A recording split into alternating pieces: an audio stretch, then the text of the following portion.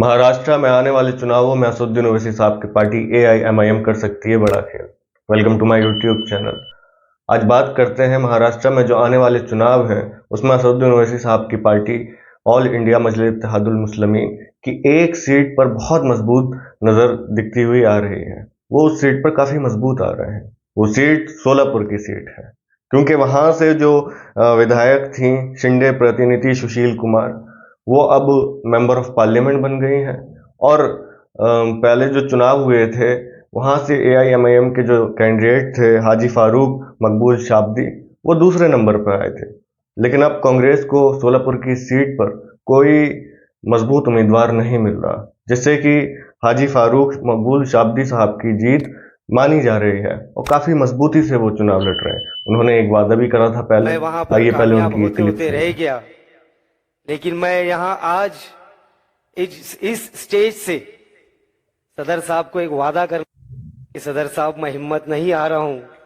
इंशाअल्लाह आपकी सदारत में, आपकी दुआओं से, आपके साथ से 2024 में जब ये जलसा होगा यहां पर, तो उसमें मेरा नाम अल्लाह ने चाहा तो जीते हुए उम्मीदवारों में शामिल रहेगा इंशाअल्लाह। मैं अपने जैसा आप कि को बड़ा खुशकिस्मत समझ हाजी फारूक मकबूल साहब ने वादा करा था असदुद्दीन ओवैसी साहब से, तो इस बार वो काफी मजबूत नजर आते हुए दिख रहे हैं सोलापुर की सीट पर, क्योंकि कांग्रेस को कोई मजबूत उम्मीदवार नहीं मिल रहा। इस वजह से अब देखना यह है कि चुनाव का परिणाम यानी कि रिजल्ट कैसा आएगा। क्या हाजी फारूक मकबूल अपना कमाल दिखा पाएंगे? क्या असदुद्दीन ओवैसी साहब की पार्टी एआईएमआईएम मजबूत होगी महाराष्ट्र में?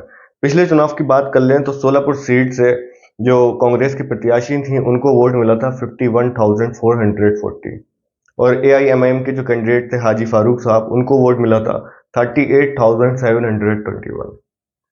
तो जैसे कि आप लोगों ने थंबनेल देखा कि मैंने कहा कि एआईएमआईएम की खुशी, तो खुशी मैंने इस बात की गई क्योंकि मैंने कहीं पढ़ा और कहीं एक वीडियो भी देखी थी जिसमें बता रहे थे कि हाजी फारूक साहब काफी मजबूत दिख रहे हैं इस सीट पर। और दूसरी सीटों की बात करें औरंगाबाद सेंट्रल की, तो उस सीट पर तो एआईएमआईएम के पूर्व विधायक भी रहे हैं इम्तियाज जलील साहब, और जो औरंगाबाद के पूर्व सांसद थे, तो एआईएमआईएम के उस औरंगाबाद सेंट्रल से विधायक भी रहे हैं, तो जाहिर है वो वहां पर मजबूत है।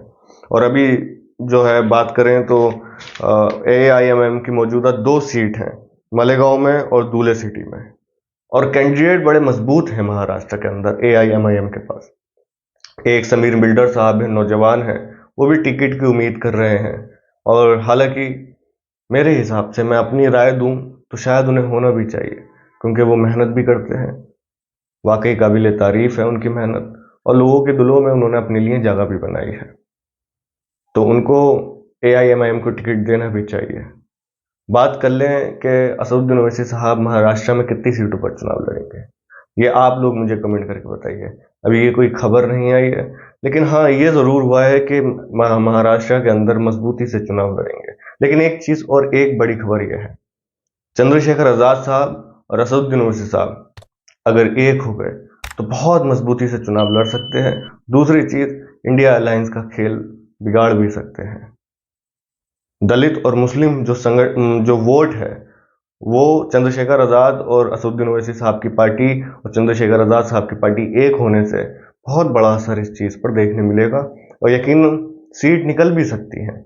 औरंगाबाद सेंट्रल, दूले सिटी, मालेगांव और बायकुल्ला से एआईएमआईएम के प्रवक्ता पूर्व विधायक वारिस पठान साहब विधायक रहे हैं, और इस बार वो भी एक मजबूत कैंडिडेट माने जा रहे हैं। मजबूत कैंडिडेट यानी कि वो मेहनत कर रहे हैं। मैंने एक चीज नोटिस करी है कि महाराष्ट्र के अंदर जो ओवैसी साहब का संगठन है, जो ग्राउंड लेवल पे वर्क कर रहा है, या फिर जो वर्कर्स हैं जो कैंडिडेट की उम्मीद कर रहे हैं कि हमें कैंडिडेट बनाया जाएगा, तो वो मेहनत कर रहे हैं, लोगों के बीच में जा रहे हैं, लोगों के सुख दुख सुन रहे हैं, लोगों की बात को सुन रहे हैं। तो जैसे कि औरंगाबाद सेंट्रल और आपका सोलापुर तो काफी मजबूत माना जा रहा है, शायद निकल जाए। मालेगांव और दूल्हे सिटी से तो विधायक हैं ही एआईएमआईएम के, तो अब देखना यह है कि शायद वो दोबारा विधायक बने या ना बने। आप लोग मुझे कमेंट करके बताएं कि आप लोगों को क्या लगता है कितनी सीटों पर AIMIM की जीत हो सकती है। बायकुल्ला से भी AIMIM निकल सकती है। तो काफ़ी तकरीबन 7, 8, 9 सीट अगर मजबूती से चुनाव लड़े और आवाम ने साथ दिया तो ज़रूर निकल सकती है AIMIM की।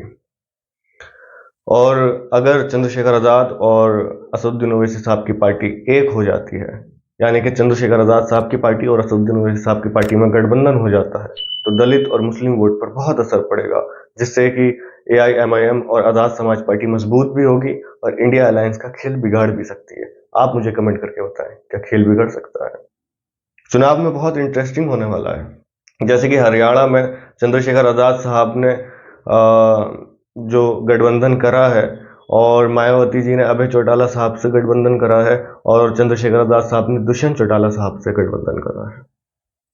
तो अब चंद्रशेखर आज़ाद साहब की भी नज़र मुस्लिम और दलित वोटों पर है। सुना है कि हरियाणा में 90 में से शायद 20 सीटों पर चंद्रशेखर आज़ाद साहब चुनाव लड़ेंगे, जिसमें दलित और मुस्लिम वोट काफ़ी है, तो वो उन सीटों पर चुनाव लड़ेंगे। तो अब देखना यह है कि इंडिया अलायंस जो है, क्या कांग्रेस और इंडिया अलायंस का खेल बिगड़ सकता है इन चीज़ों से? आप लोग मुझे कमेंट करके बताएं और आप ये भी बताएं कि आप असदुद्दीन ओवैसी साहब को सपोर्ट करते हैं या नहीं। अच्छा, मैं एक बात और क्या आप लोगों से ये कहना चाहता हूँ कि आजकल हम नौजवान नमाज से बहुत दूर हो रहे हैं। हम सोचते हैं कि नमाज को हम कल पढ़ लेंगे, वक्त है।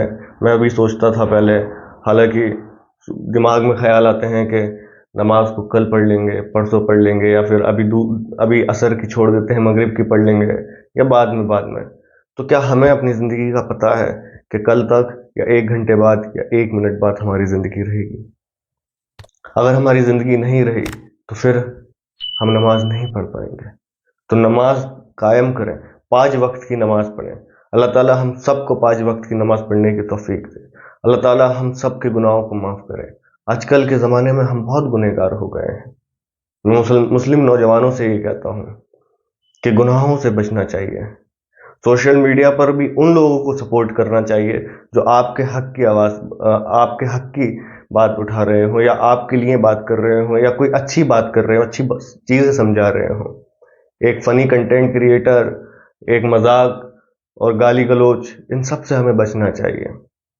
हम सब ने उन्हें अपना आइडियल बना लिया है, हालांकि वो हमारे कोई आइडियल नहीं है और हमें बनाने भी नहीं चाहिए। इस चीज़ पर मैं वीडियो बनाऊंगा ज़रूर। आप लोगों का बस मुझे सपोर्ट चाहिए कि मुझे आप लोग सपोर्ट करें। मैं इस चीज़ पर ज़रूर वीडियो बनाऊंगा। आप लोग मुझे कमेंट करके बताएं क्या मेरी बात सही है, और सही है तो उसका रीज़न भी है। अगर आपने चैनल सब्सक्राइब ना करो तो चैनल को ज़रूर सब्सक्राइब कर लें, वीडियो को ज़रूर लाइक करें।